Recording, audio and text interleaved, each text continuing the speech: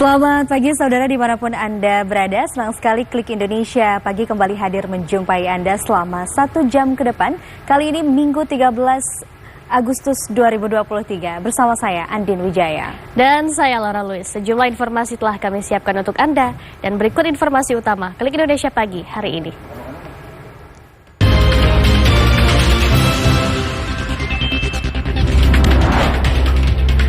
Tim gabungan tangkap 3 anggota KKB.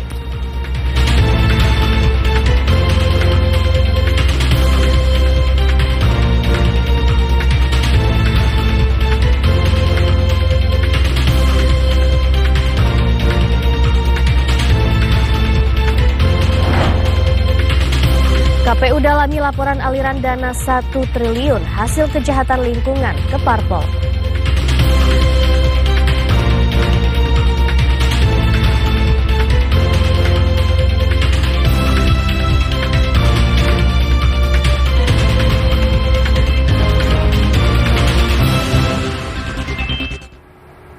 Kita awali Klik Indonesia Pagi, saudara. Tim gabungan menangkap 3 anggota kelompok kriminal bersenjata atau KKB yang melakukan penodongan dan penembakan terhadap warga di Kabupaten Yahukimo, Papua Pegunungan.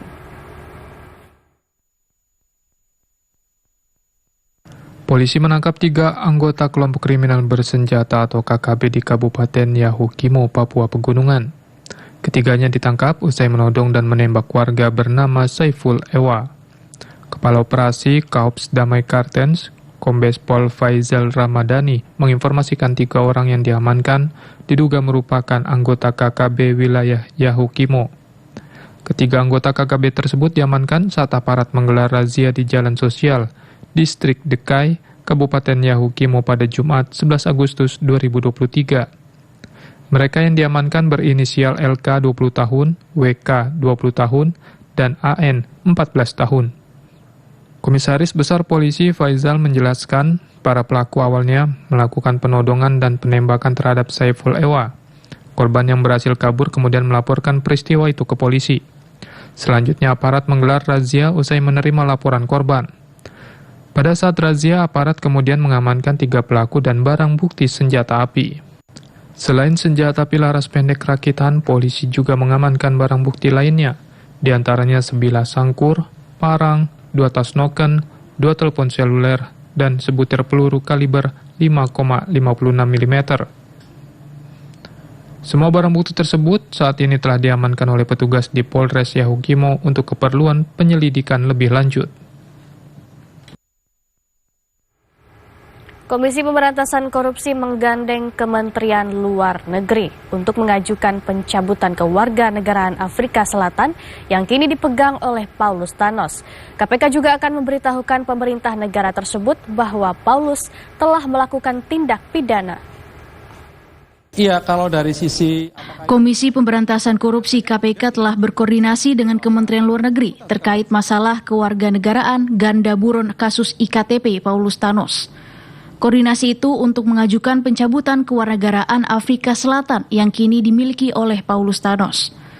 PLT Deputi Penindakan dan Eksekusi KPK Brigjen Pol Asep Guntur mengatakan pemerintah Indonesia melalui Kementerian Luar Negeri akan meminta kepada pemerintahan di negara yang mengeluarkan paspor tersebut bahwa yang bersangkutan berwarga kenegaraan Indonesia dan telah melakukan tindak pidana. Paulus Thanos mengganti nama kewarganegaraan dan paspor baru dari negara berbeda. Kabag Pemberitaan KPK Ali Fikri membenarkan Paulus Thanos memiliki paspor di salah satu negara di Afrika. Iya, kalau dari sisi apakah itu menghalangi proses penyidikan, kan nyatanya kemudian tim penyidik tidak bisa membawa yang bersangkutan sekalipun sudah di tangan, kan gitu ya. Karena memang namanya berbeda, keluarganya berbeda, tentu otoritas negara yang kami datangi dan ketika melakukan penangkapan itu tidak membolehkan untuk membawanya, kan begitu. Karena memang seperti itu ya, hukum hubungan internasional, hubungan dengan negara lain kan nanti tergantung dari otoritas negara tersebut. Karena melakukan penangkapan di negara lain kan kita tidak bisa semena-mena seperti halnya konteksnya menangkap di negara sendiri, di wilayah hukum sendiri gitu. Kini KPK melalui Direktorat Pembinaan Jaringan Kerja Antar Komisi dan Instansi PJKK menggandeng Kemenlu guna menghadapi persoalan itu. PLT Deputi Penindakan dan Eksekusi KPK Brigjen Pol Asep mengungkapkan KPK baru mengetahui info Paulus Thanos mengganti identitas serta paspornya beberapa bulan belakangan. Di sisi lain, KPK juga telah mengajukan red notice terhadap identitas baru Thanos. Komisi Pemberantasan Korupsi menyatakan telah menemukan keberadaan tersangka kasus dugaan korupsi pengadaan KTP elektronik Paulus Thanos, meski buronan KPK itu telah mengubah kewarganegaraan. Lalu bagaimana kronologi kasus dugaan korupsi KTP elektronik yang ditangani KPK itu? Berikut akan kami tampilkan dalam grafis berikut ini.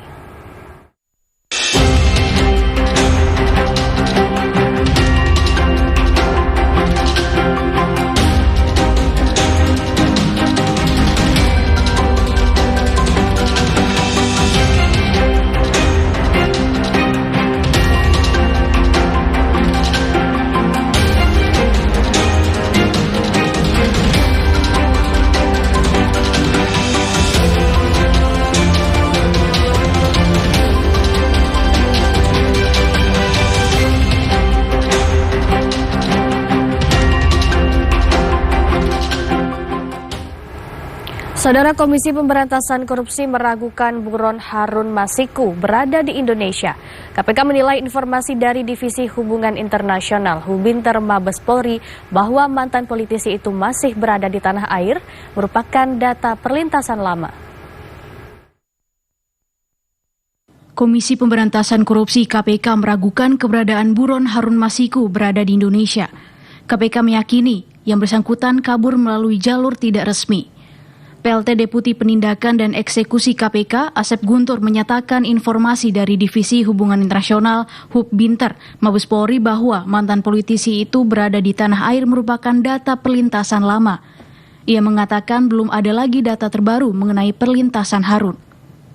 KPK mendapatkan informasi soal tersangka kasus suap itu kabur ke luar negeri melalui jalan tikus atau jalur tidak resmi yang berarti tidak tercatat dalam data perlintasan, sebagaimana data yang disampaikan Kadif Hub-Binter Polri Irjen Pol Krisnamurti.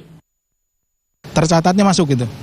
Nah, tetapi di dalam perkembangannya, informasi yang kami terima bahwa yang bersangkutan itu sudah keluar dari Indonesia, tetapi mungkin tidak melalui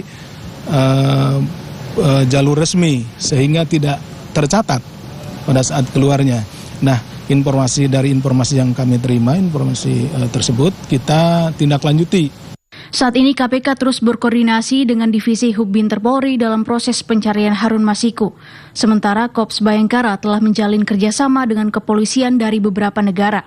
Sebelumnya Kadif Hub-Binter Polri Irjen Pol Krisnamurti mengungkapkan buronan Harun Masiku berada di Indonesia. Hal itu diketahui berdasarkan data perlintasan yang dilakukan Harun Masiku. Meski demikian, Irjen Pol Krisnamurti tidak menjelaskan lebih rinci mengenai data perlintasan tersebut. Ia mengatakan tersangka pemberi suap itu sebenarnya bersembunyi di dalam negeri. Mantan Kadif Propam Polri Verdi Sambo terpidana kasus pembunuhan terhadap Brigadir Yosua Huta Barat belum dieksekusi ke Lembaga Permasyarakatan atau Lapas karena salinan putusan dari Mahkamah Agung belum diterima.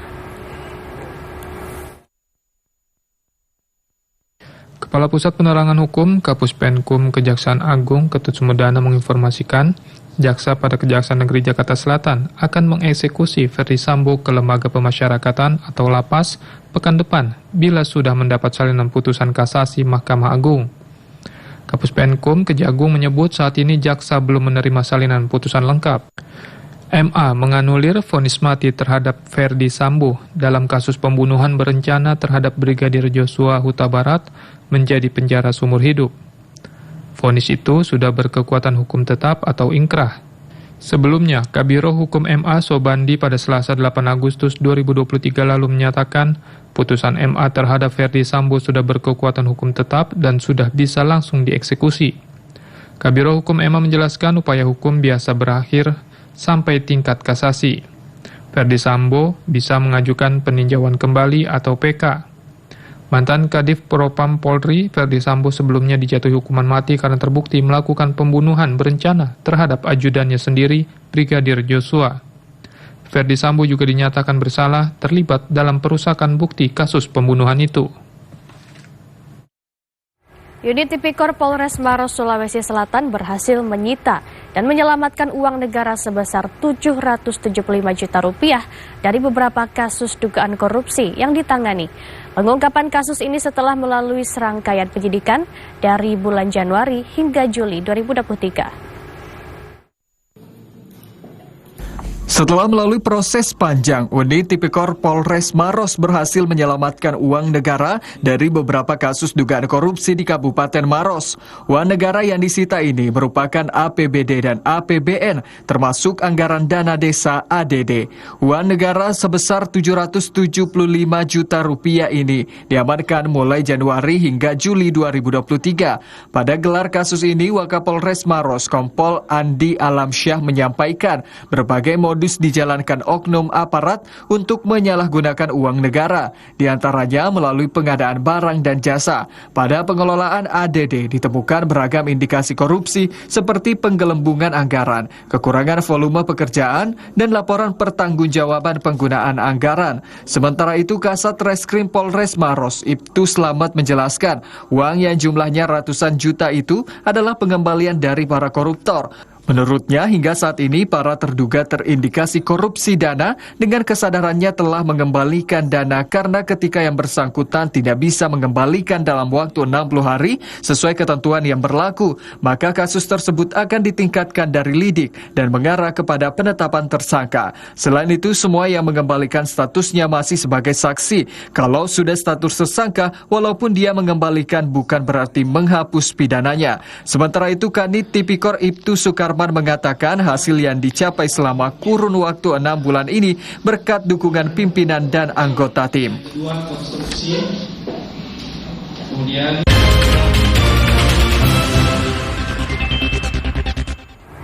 Kita beralih ke sorotan lain, saudara. Menghadapi ancaman El Nino yang merupakan fenomena di mana peningkatan suhu muka laut yang terjadi di Samudra Pasifik dan diprediksi BMKG turut berdampak pada cuaca di Indonesia. Pemerintah Kabupaten Bolaang Mongondo mengambil langkah antisipasi. Mengantisipasi fenomena El Nino yang diprediksi akan berdampak pada cuaca di Indonesia, pemerintah Kabupaten Bolaang Mongondo akan menyalurkan benih kepada para petani sebagai langkah antisipasi bila terjadi fuso atau gagal panen.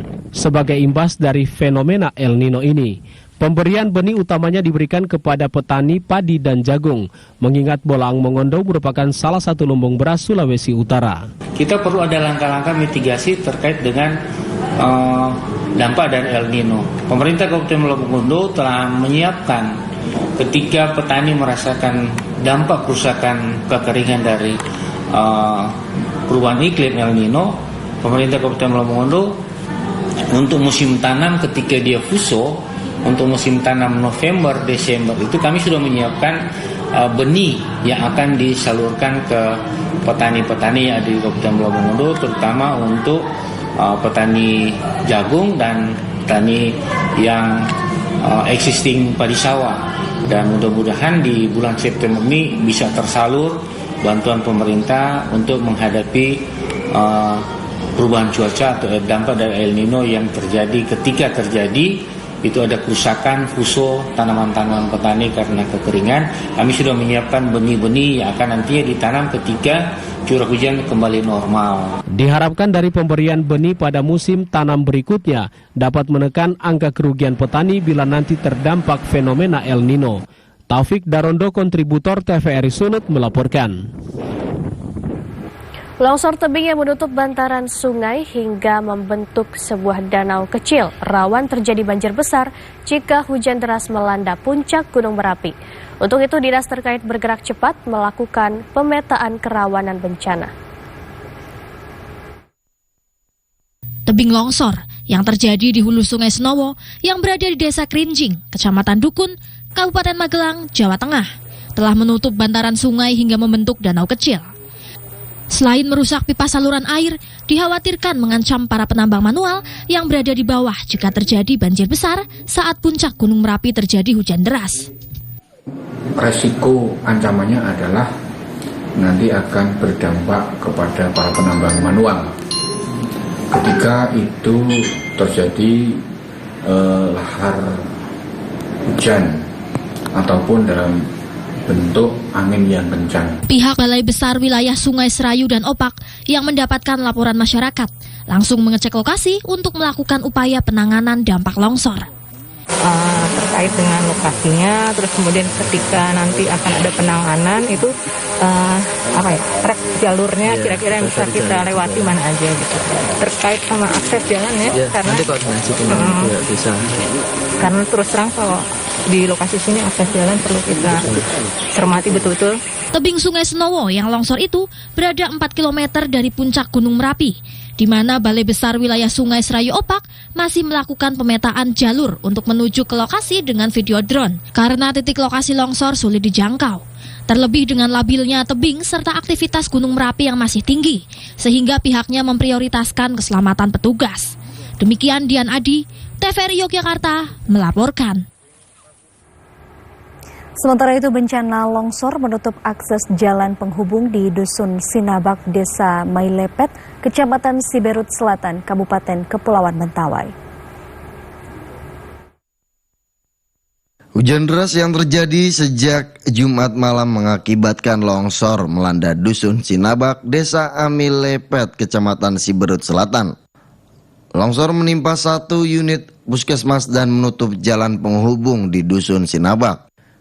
Material longsor menutupi badan jalan sehingga tidak bisa dilalui kendaraan roda 2 maupun kendaraan roda 4. Pihak PU bersama BPBD Kabupaten Mentawai hingga Sabtu sore juga masih berusaha untuk membersihkan material longsor yang menutup badan jalan dan merusak sejumlah fasilitas publik seperti puskesmas dan satu unit gereja.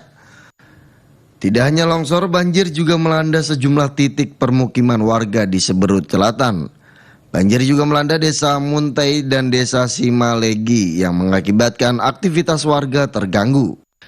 Bahkan banjir di Dusun Rekdok, Desa Manobak mengakibatkan para pelajar terpaksa diliburkan. Untuk saat ini di wilayah Polsek Siberut curah hujan tinggi dan terpantau ada beberapa titik banjir dan longsor di Dusun Sinabak, Desa Mailepet, Kecamatan Siberut Selatan. Sementara itu, Kepala Pelaksanaan Harian BPBD Mentawai Nofriyadi mengatakan pihaknya sudah berkoordinasi dengan pihak kecamatan dan penanganan utama yang dilakukan yaitu mengevakuasi masyarakat yang berpotensi terdampak longsor atau banjir.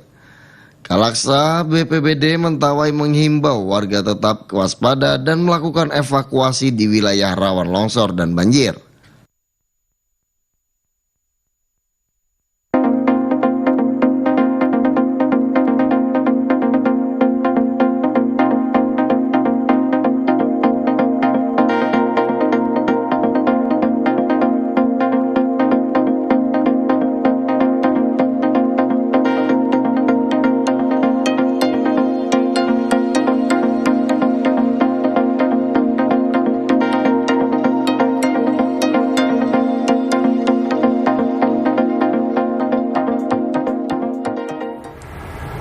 Saudara, sejumlah informasi penting lainnya masih akan kami hadirkan usai jeda.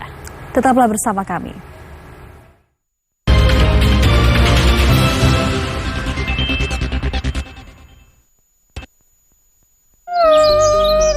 Sayur!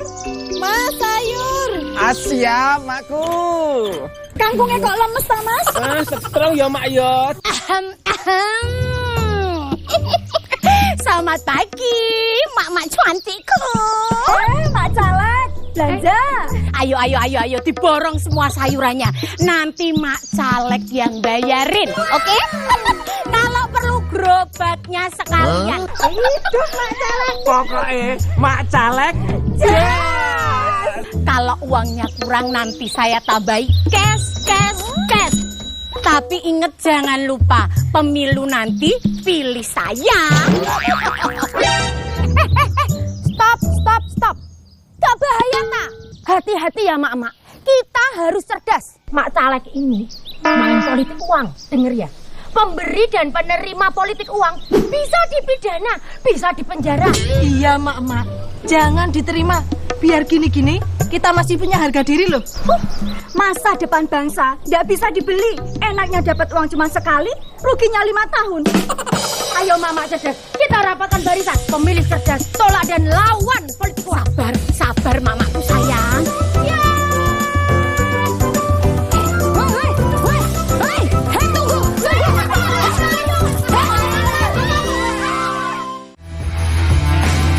Spirit, tayangan olahraga 30 menit menyajikan beragam bidang olahraga yang dikemas secara menarik. Juga menampilkan pelaku olahraga di bidangnya.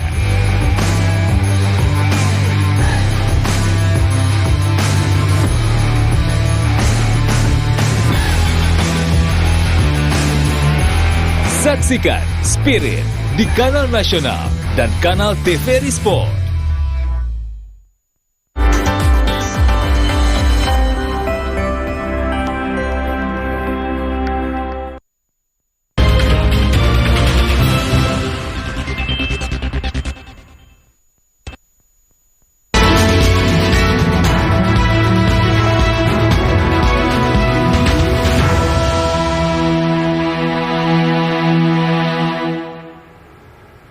Komisi Pemilihan Umum Republik Indonesia mendalami laporan aliran dana sebesar 1 triliun rupiah hasil kejahatan lingkungan ke partai politik. Pusat Pelaporan dan Analisis Transaksi Keuangan atau PPATK menemukan adanya dugaan uang hasil kejahatan lingkungan sebesar 1 triliun rupiah yang mengalir ke partai politik untuk pemilu 2024. Temuan itu telah disampaikan PPATK kepada Komisi Pemilihan Umum Republik Indonesia dan Badan Pengawas Pemilu Republik Indonesia. Komisioner KPU Republik Indonesia August Melas mengaku masih memeriksa surat yang dilayangkan Kepala PPATK Ivan Yustiavandana terkait dana 1 triliun rupiah mengalir ke partai politik. Komisioner KPU Republik Indonesia itu mengaku tidak tahu alasan PPATK melayangkan surat tersebut kepada KPU. KPU juga mengaku belum menerima surat formal dari PPATK mengenai laporan kejahatan lingkungan sebagai bagian dari pencucian uang partai politik. Komisioner KPU Republik Indonesia August Melas juga menegaskan kewenangan mengenai sanksi pelanggaran kampanye berada di lembaga penyelenggara pemilu yang lain. Dalam Undang-Undang Nomor 7 Tahun 2017, sanksi terkait pelaporan dana kampanye, penerapan sanksi tersebut berada di wilayah sentra Gakumdu. Lembaga Negara Ombudsman RI menjadi tuan rumah pertemuan senior meeting Southeast ASEAN Ombudsman Forum SOMCFOF 2023 di Kuta, Bali. Dalam pertemuan ini, Ombudsman RI menginisiasi pengembangan jaringan kerjasama dan koordinasi penanganan pengaduan di kawasan Asia Tenggara. Pertemuan SOMCFOF tahun 2023 di Kuta, Bali diikuti lembaga ombudsman dari negara di kawasan Asia Tenggara, meliputi Ombudsman Thailand dan Ombudsman Filipina. Selain itu, COF juga telah menerima keanggotaan dari Ombudsman Timor Leste dan Selandia Baru. Ombudsman Republik Indonesia sebagai Ketua COF periode 2023 hingga 2024 telah menginisiasi pembahasan mengenai peningkatan kapasitas keanggotaan, studi Ombudsman, hingga pengembangan jaringan kerjasama dan penanganan pengaduan di kawasan Asia Tenggara. Pertemuan juga membahas arah pengembangan sistem pelaporan layanan publik di masing-masing negara yang dapat dimanfaatkan warga negara asing ketika mendapatkan masalah layanan publik di suatu negara. Ada kepentingan yang sama, ya, dari setiap ombudsman yang mewakili kepentingan warga negaranya. Ketika warga negara kita di Thailand, di Filipina, di negara lain lagi, nanti harapannya kalau ada masalah-masalah layanan publik itu juga mereka bisa menangani secara baik. Kepentingannya jelas sama, ya. Kita pengen ada tata kelola penanganan aduan warga negara asing yang terstandar lah, ya. Dan kalau perlu komunikasi informal di antara kami ini sudah ada lebih dulu, jadi tidak perlu kasus itu mengemuka menjadi apalagi viral lagi. Ombudsman Republik Indonesia menilai munculnya perilaku turis asing yang kerap melakukan pelanggaran seperti di Bali, mendorong sangat penting dilakukannya tata kelola penanganan warga negara asing yang berstandar. Pertemuan SOMCFOF di Bali juga menjadi tindak lanjut dan persiapan pertemuan COF di Indonesia yang akan berlangsung pada November 2023 mendatang. Indra Wijaya, TVRI Bali melaporkan. Badan Pengawas Pemilu Republik Indonesia berharap media mainstream atau media arus utama dapat menjadi penangkal berita hoax pemilu 2024 di media sosial. Ketua Bawaslu Republik Indonesia Rahmat Bagja berharap media mainstream atau media arus utama saat ini dapat menjadi penangkal berita hoax di media sosial karena saat ini media sosial masih menjadi area tidak bertuan. Bawaslu saat ini telah mengawasi media sosial yang dimiliki peserta pemilu. Ia meyakini media sosial peserta pemilu 2024 tidak akan menyerang peserta lain. Namun yang menjadi masalah adalah media sosial yang bukan milik peserta pemilu seperti buzzer dan lainnya. Karena itu Bawaslu Republik Indonesia berharap media mainstream atau arus utama dapat menangkal berita hoax atau bohong dalam pemilu 2024. Ketua Bawaslu Republik Indonesia Rahmat Bagja juga mempersilahkan peserta pemilu untuk melakukan sosialisasi. Namun ia menegaskan sosialisasi itu tidak boleh ada ajakan dan tidak boleh dilakukan di televisi. Ketua Bawaslu Rahmat Bagja menjelaskan berita hoax atau berita bohong sebagai titik rawan dalam pemilihan umum 2024 di era digitalisasi saat ini. Ia menyatakan dampak utama dari hoax ialah munculnya polarisasi di tengah masyarakat seperti yang terjadi di pemilu 2019 lalu. Selain itu, jika berita hoax tidak ditangani dengan baik, maka dapat menurunkan kredibilitas dan integritas penyelenggaraan pemilu yang berakibat pada penurunan kualitas pemilu. Sementara itu, anggota DPR RI Hillary Brigita Lasut menyatakan membuka sumber keuangan kampanye politik ke publik menjadi salah satu cara untuk mencegah politik uang. Pembiayaan negara untuk biaya hukum, biaya rehabilitasi. Anggota DPR RI Hillary Brigita Lasut menyatakan, membuka sumber keuangan kampanye politik ke publik bisa menjadi salah satu cara untuk mencegah politik uang. Kampanye melalui media sosial juga dapat menjadi alternatif untuk melakukan pendekatan kepada warga dengan terbuka dan mudah diawasi.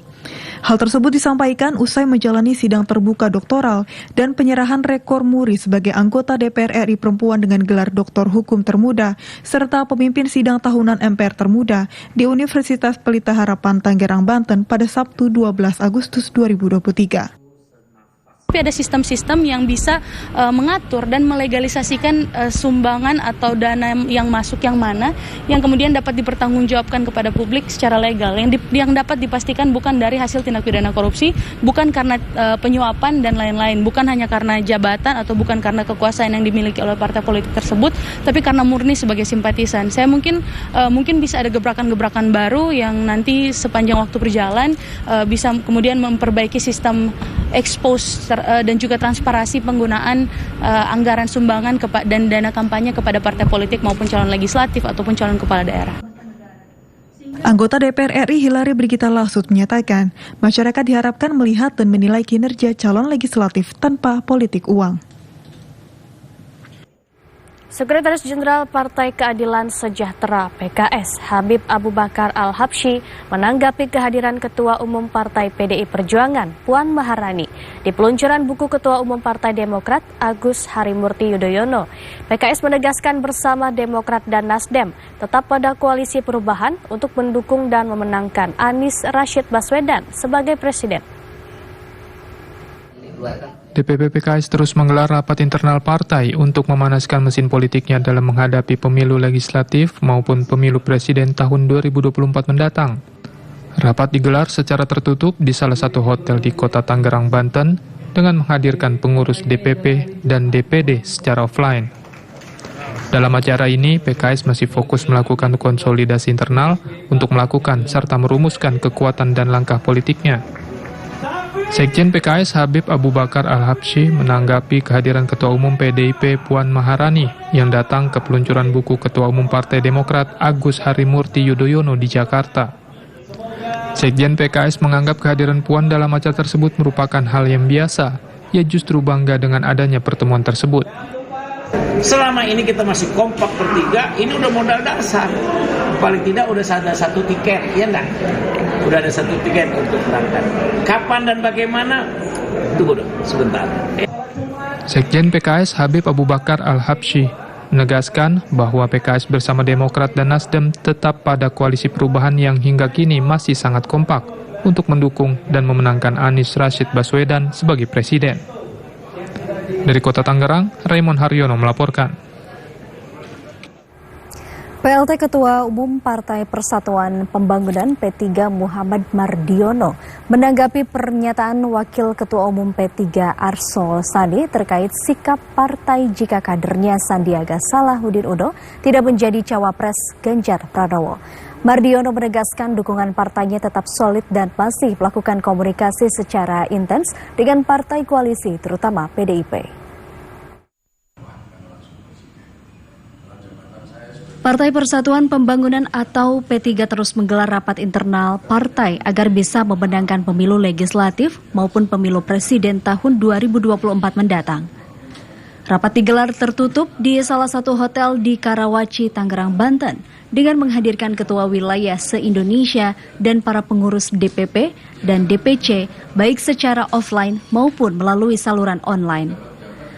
Partai berlambang Ka'bah saat ini masih fokus dalam pembicaraan dengan partai koalisinya untuk melakukan serta merumuskan simulasi dan kekuatan politik.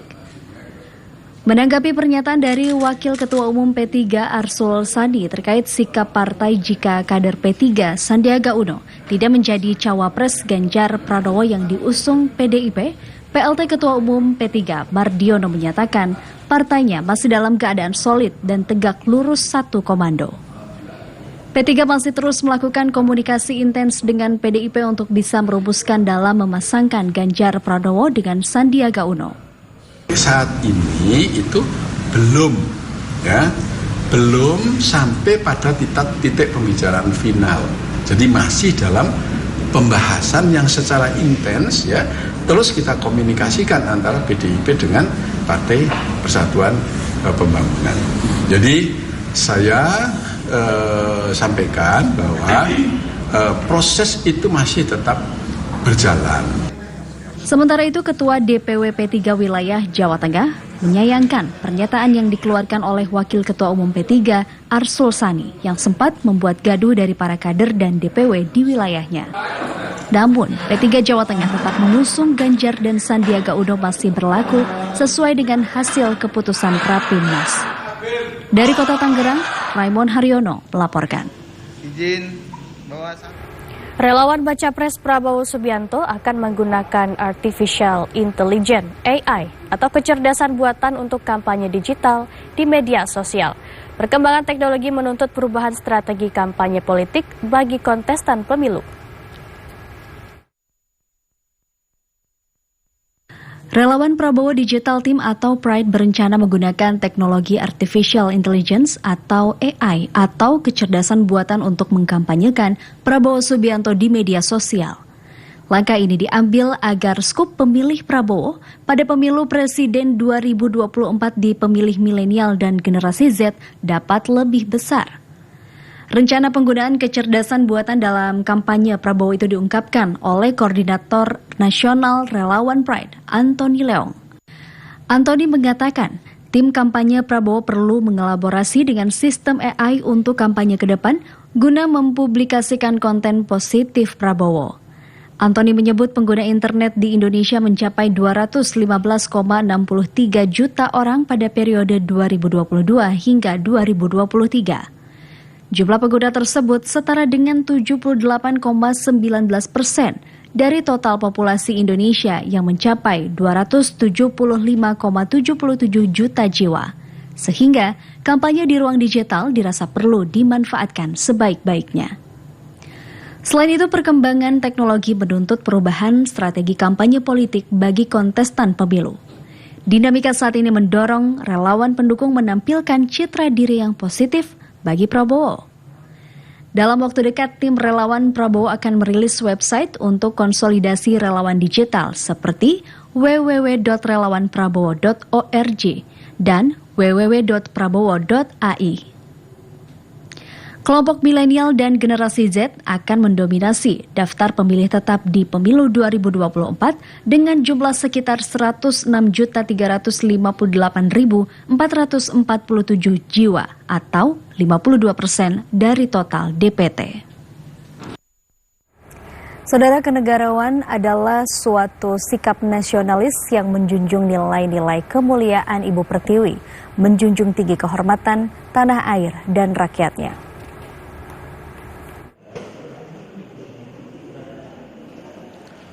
Dimensi kenegarawan meliputi nilai-nilai kepemimpinan yang tidak mudah diperoleh melalui pilihan kata untuk digambarkan dengan diksi yang tepat.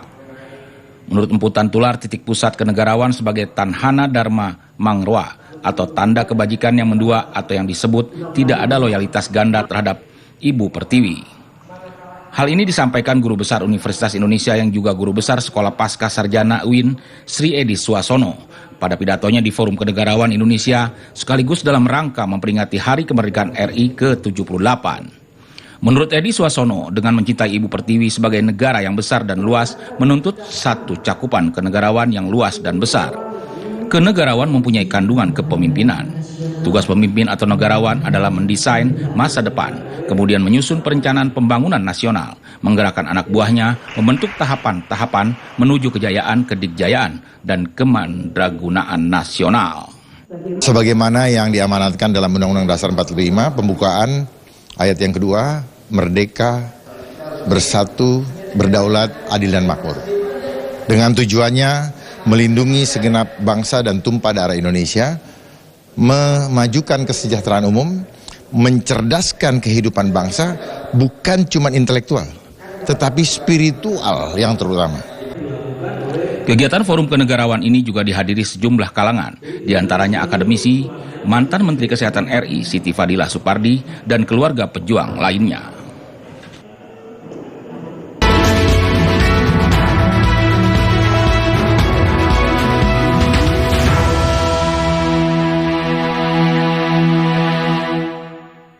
Kita beralih ke sorotan lainnya, saudara. Selain pengobatan medis, masyarakat Indonesia masih meyakini keampuhan pengobatan tradisional, mulai dari keluhan kesehatan hingga keluhan vitalitas pria. Nama Mak Erot mungkin tidak asing di telinga masyarakat, terlebih bagi kaum pria. Selama bertahun-tahun klinik Mak Erot dipercaya dapat mengatasi masalah vitalitas pria. Namun siapakah Mak Erot? Adakah keturunannya yang kini melanjutkan praktek pengobatan ini? A.A. Abi Abdullah menyatakan ia adalah cucu Hajah Mak Erot. Kini ia mengelola klinik yang terletak di daerah Jakarta Selatan. Metode pengobatan terapi pijit urut yang dilakukan menggunakan ramuan herbal tradisional yang sudah diracik dari bahan-bahan pilihan secara turun-temurun, diracik tanpa bahan-bahan kimia, sehingga aman buat dikonsumsi semua pasien. Tradisional untuk perihal herbal, semacam kayak untuk pengobatan dari dalam itu air ramuan, godogan dari akar-akaran tersebut. Ya mungkin salah satunya dari pola makanan juga, itu kan bisa jadi juga, gitu kan. Nah, ada juga yang katakanlah kurang olahraga, kurang aktivitas lah. Apalagi kita pola makanan itu kita tidak bisa jaga. Praktik pengobatan ini diklaim telah menyembuhkan banyak pria yang memiliki masalah vitalitas. Meski demikian, para pasien diimbau tidak mengesampingkan pengobatan medis, selain meyakini kemampuan sejumlah pengobatan tradisional.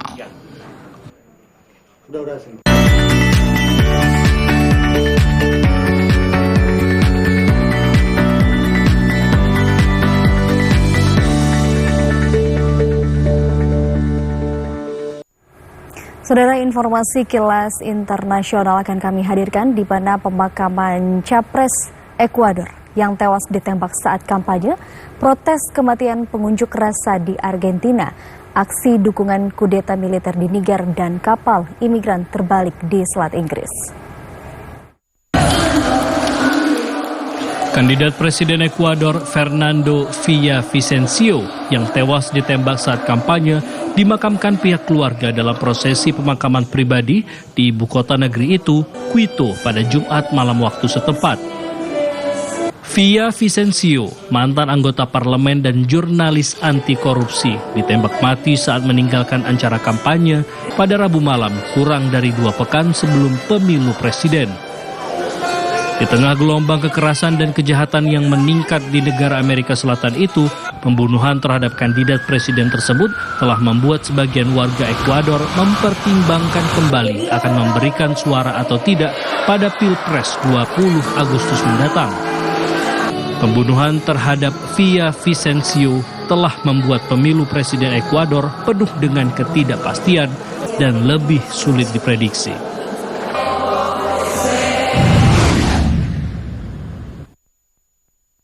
Warga Argentina turun ke jalan di ibu kota negeri itu, Buenos Aires, untuk menuntut keadilan bagi pengunjuk rasa yang tewas, Facundo Morales. Pengunjuk rasa menggunakan bom molotov, batu, dan meneriakkan yel-yel. Morales pingsan saat ditahan polisi selama protes terhadap pemilihan pendahuluan. Beberapa orang meminta polisi untuk memanggil ambulans karena pria itu terbaring tidak sadarkan diri di lantai setelah ditahan polisi. Seorang petugas terlihat memberikan bantuan pernapasan kepada pria itu. Kepala pemerintahan kota Buenos Aires menyatakan Morales meninggal dunia di rumah sakit karena serangan jantung. Argentina akan menggelar pemungutan suara utama pada Minggu 13 Agustus sebelum pemilihan umum pada Oktober mendatang. Banyak warga Argentina yang marah atau apatis atas inflasi 3 digit dan meningkatnya kemiskinan.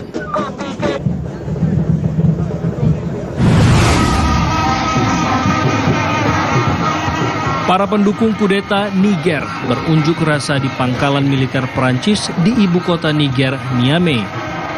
Ribuan pendukung kudeta berkumpul menggelar demonstrasi ketika para pemimpin regional Afrika Barat sedang mempertimbangkan intervensi militer untuk memulihkan pemerintahan sipil di Niger. Sejak militer menggulingkan Presiden Niger, Mohamed Bazoum, pada 26 Juli, banyak warga Niger telah bergabung dalam demonstrasi yang diorganisir junta militer untuk menunjukkan dukungan kepada para jenderal. Mereka mengkritik negara-negara barat dan memuji Rusia. Kemarahan rakyat Niger ditunjuk pada bekas penjajah negeri itu, Perancis, yang pasukannya diusir dari Mali dan Burkina Faso setelah kudeta di kedua negara tersebut hingga kehadirannya di Niger terancam. Sementara itu, tentara Niger menyaksikan lautan pengunjuk rasa pro-kudeta demonstrasi di depan pangkalan militer Perancis. ECOWAS, Komunitas Ekonomi Negara-Negara Afrika Barat, telah memerintahkan pengaktifan pasukan siaga.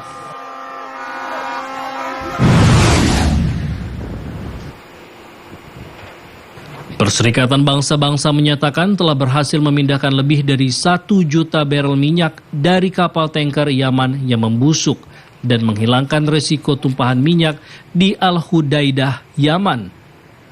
Sekjen PBB Antonio Guterres menerima kabar bahwa transfer minyak dari FSO Safer ke kapal pengganti telah selesai dengan aman pada Jumat waktu setempat. Pemindahan minyak itu mencegah bencana lingkungan dan kemanusiaan yang monumental. Upaya untuk mengatasi ancaman yang ditimbulkan oleh kapal tanker Safer yang sering disebut sebagai bom waktu itu telah dilakukan selama bertahun-tahun. PBB telah memperingatkan kapal tanker itu dapat pecah atau meledak di Laut Merah.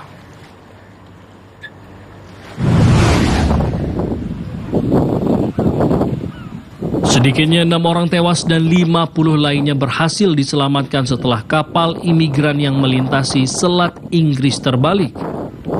Pihak berwenang Prancis menyatakan operasi pencarian dan penyelamatan besar-besaran yang melibatkan 5 kapal Prancis, 2 kapal Inggris, dan 1 helikopter sedang berlangsung menyusul insiden di lepas pantai Cap Grine di Prancis Utara. Sementara itu, Angkatan Udara Kerajaan Kanada terbang sejauh 380 km untuk menyelamatkan seorang awak kapal yang sakit dari kapal nelayan. Video yang diunggah di media sosial oleh Pusat Koordinasi Penyelamatan Bersama Halifax menunjukkan helikopter menerbangkan pasien dan berhenti untuk mengisi bahan bakar di anjungan minyak Hibernia. Anjungan minyak yang beroperasi sejak tahun 1997 itu berjarak 315 km dari St. John's, Newfoundland, dan Labrador, tempat pasien diterbangkan. 15 ekor penguin dilepas liarkan kembali ke laut usai menjalani perawatan dan pemulihan berbulan-bulan di Argentina. Sebelumnya satwa-satwa menggemaskan tersebut menderita kurang gizi, hipotermia, dehidrasi, dan parasitisme akibat memakan sampah plastik. 15 ekor penguin dilepaskan kembali ke alam di pantai Argentina setelah menjalani upaya pemulihan berbulan-bulan di pusat rehabilitasi di Argentina. Sesaat setelah pintu sangkarnya dibuka, penguin-penguin itu berjalan menyusuri pasir pantai hingga akhirnya deburan ombak kecil menerpa yang disambut antusias oleh satwa-satwa menggemaskan itu dengan berenang menuju lautan lepas. Dokter hewan dan ahli biologi dari Yayasan Mundo Marino telah merawat sekelompok penguin jenis Phoenicus magellanicus itu setelah diselamatkan dari lepas pantai Buenos Aires pada April 2022 hingga Februari tahun ini. Penguin-penguin itu dirawat dan diberi makan, diperiksa kondisi kesehatannya serta dimandikan hingga seluruhnya dinyatakan sehat untuk dilepas liarkan kembali ke alam. Ahli biologi dari Yayasan Mundo Marino, Sergio Rodriguez mengatakan, penguin-penguin itu sebelumnya menderita kurang gizi, hipotermia, dehidrasi, dan parasitisme tingkat tinggi akibat terpapar minyak dan memakan sampah plastik yang dibuang manusia. Selain memastikan kondisi kesehatannya telah pulih, penguin-penguin itu juga berada lebih lama di fasilitas kesehatan tersebut karena adanya pembatasan flu burung beberapa waktu lalu.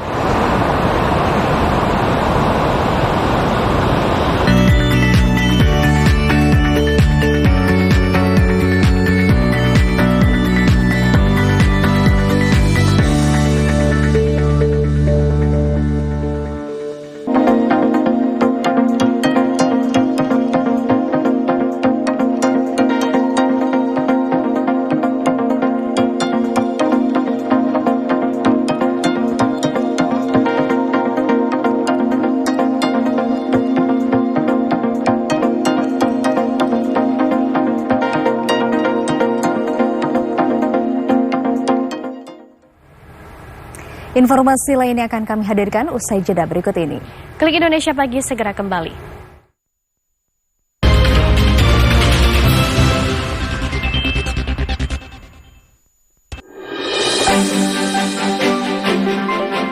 Pesta demokrasi akan menentukan siapa pemimpin pilihan rakyat. Bagaimana dan siapa pilihan Anda? Saksikan Pilihan Rakyat, Senin hingga Jumat pukul 16 waktu Indonesia Barat. Hanya di TVRI.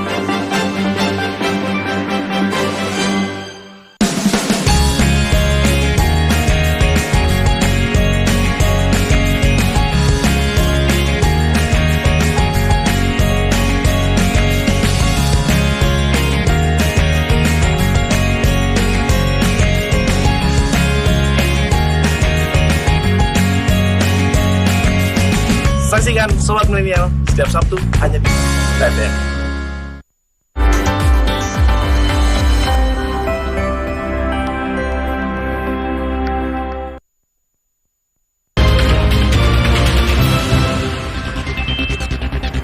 Terima kasih Anda masih bersama kami di Klik Indonesia Pagi.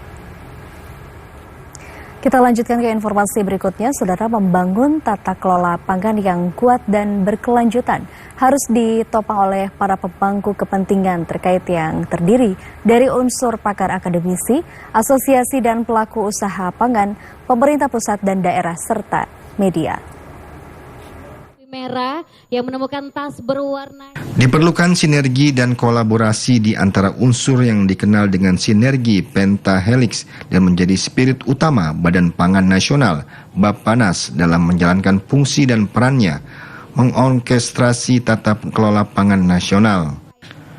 Dalam momentum perayaan puncak hari ulang tahun NFA kedua yang dilangsungkan di Kupang, NTT, Kepala Bappanas Arif Prasetyo Adi menekankan bahwa membangun sinergi dan kolaborasi dapat mewujudkan merdeka pangan. Pada saat bulan kemerdekaan Republik Indonesia, maka waktunya untuk menguatkan ketahanan pangan, menghadapi ancaman krisis pangan, mengantisipasi dampak El Nino dengan mengoptimalkan potensi dan sumber daya pangan lokal. Bahwa jangan cuma kalau seremoni aja, tapi kami sudah buktikan dalam 1-2 tahun terakhir ini Badan Pangan Nasional selalu ada di NTT, ya. Dan Pak Presiden sangat concern dengan beberapa pulau-pulau terluar yang ada di NTT.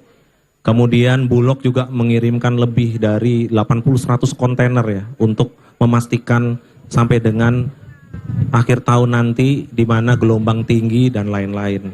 Kemudian tadi disampaikan juga makanan B2SA beragam, bergizi seimbang dan aman. Di mana kolaborasi kerjasama antar daerah tentunya ini diminta juga oleh Pak Tito, Menteri Dalam Negeri. Jadi seluruh pemimpin daerah melakukan kerjasama antar daerah. Di momentum Hari Jadi, Badan Pangan Nasional membagikan 15.000 butir telur masak kepada ribuan peserta kegiatan perayaan sebagai upaya pencegahan stunting di Kota Kupang, Provinsi Nusa Tenggara Timur. Usaha untuk menurunkan stunting juga dilakukan Badan Pangan Nasional melalui pemberian bantuan pangan daging ayam dan telur ayam bagi 700 keluarga risiko stunting di Kota Kupang. Bantuan pangan daging ayam dan telur ayam digalakkan Bappenas di 7 provinsi dengan sasaran 1,4 juta keluarga risiko stunting dengan prevalensi stunting yang cukup tinggi. Menyambut Hari Kemerdekaan Republik Indonesia ke-78 dan Hari Jadi Bakti Indonesia, Serikandi Perempuan Donor Darah Indonesia atau SPDDI menggelar kegiatan donor darah di Masjid Agung Istiqlal, Jakarta pada hari Sabtu 12 Agustus 2023. Serikandi Donor Darah Indonesia atau SPDDI menggelar kegiatan donor darah dalam rangka menyambut Hari Kemerdekaan Republik Indonesia ke-78 dan Hari Jadi Bakti Indonesia. Serikandi Perempuan Donor Darah Indonesia atau SPDDI merupakan bagian dari Persatuan Donor Darah Indonesia atau PDDI dan sekaligus merupakan mitra dari PMI. Ketua Umum Persatuan Donor Darah Indonesia atau PDDI Adang Doro Jatun berharap dengan berdonor darah membuat tubuh dan stamina semakin sehat karena terjadi proses regenerasi sel-sel darah baru. Selain itu, Ketua Umum Serikandi Perempuan Donor Darah Indonesia SPPDI Nunun Doro Jatun mengungkapkan saat ini donor darah menjadi kebiasaan bagi semua lapisan masyarakat dan menjadi gaya hidup yang baik atau positif. Kegiatan ini bukan baru sekali aja, ini perlu digarisbawahi ya. Kita sudah ada kegiatan-kegiatan donor darah, tapi ya Serikandi PDDI juga selalu mengadakan kegiatan-kegiatan yang bersifat sosial. Semoga PDDI atau Serikandi PDDI terus berjuang dan berjuang. Tidak ada hari yang tidak kita lakukan kegiatan, karena kita tahu persis hari ini harus lebih baik dari hari kemarin dan besok harus lebih baik dari hari ini. Karena kami hanya menyiapkan 300 kantong dari PMI. Mungkin pendonornya lebih dari 300 karena kan mungkin 50-nya tidak bisa ikut, tapi kami menyiapkannya adalah 300 kantong dengan 350 sembako. Tetap walaupun mereka tidak bisa mendonorkan darahnya, kami tetap akan memberikan sembakonya. Serikandi Perempuan Donor Darah Indonesia telah bekerja sama dengan PMI DKI Jakarta dan Badan Komunikasi Pemuda Remaja Masjid Indonesia (BKPMRI) dalam menyiapkan 300 kantong darah bagi pendonor. Ketua Umum SPDDI berharap darah yang sudah disumbangkan dapat bermanfaat bagi pendonor sendiri dan membuat balasan setimpal dari Tuhan Yang Maha Esa. Informasi tadi sekaligus menutup perjumpaan kita di Klik Indonesia Pagi kali ini. Akhirnya, saya Andin Wijaya. Dan saya Laura Luis, mewakili segenap kru yang bertugas mengucapkan terima kasih atas perhatian dan kebersamaan Anda. Selamat pagi dan sampai jumpa.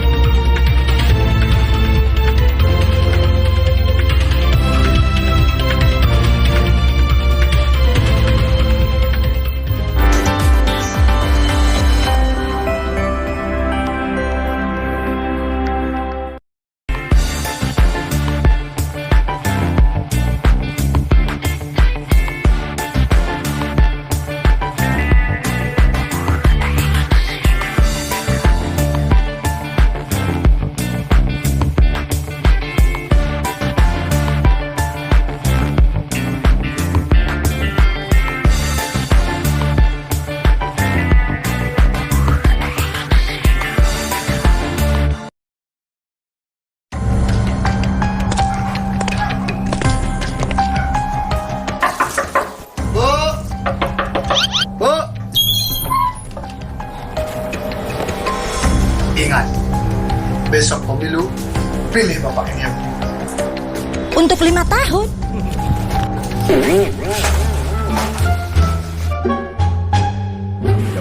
Sampai jam berapa? Bapak, ingat, nanti pemilu, pilih Bapak ini. Untuk 5 tahun. Suara saya lebih mahal daripada ini.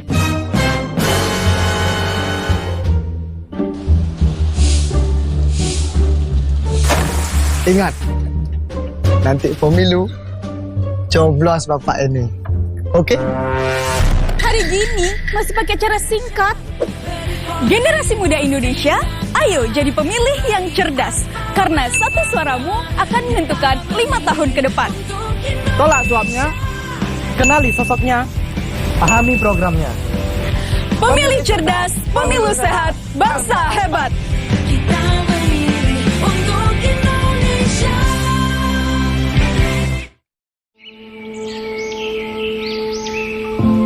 Taman Nasional Tanjung Puting. Disinilah lokasi kami tinggal dan hidup. Hutan hujan tropis di Kalimantan adalah rumah bagi kami, orang utan. Orang utan ini adalah yang satu-satunya peninggalan nenek moyang kita. Dan sangat disayangkan apabila kita tidak melindungi dan mengetahui apa sih orang utan itu. Kita harus melindungi dari kepunahan dan untuk menjaga kelestariannya. Jagalah kami dari kepunahan. Agar tak hanya dongeng yang menjadi warisan.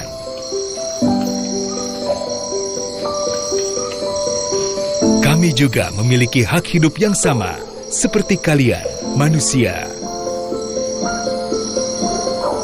Pelihara hutan, selamatkan orang utan dari ancaman kepunahan. Warisan tidak selalu berupa harta ataupun benda. Melalui kerja keras, ketelitian, dan ketekunan, lahirlah mahakarya budaya terbaik kebanggaan bangsa.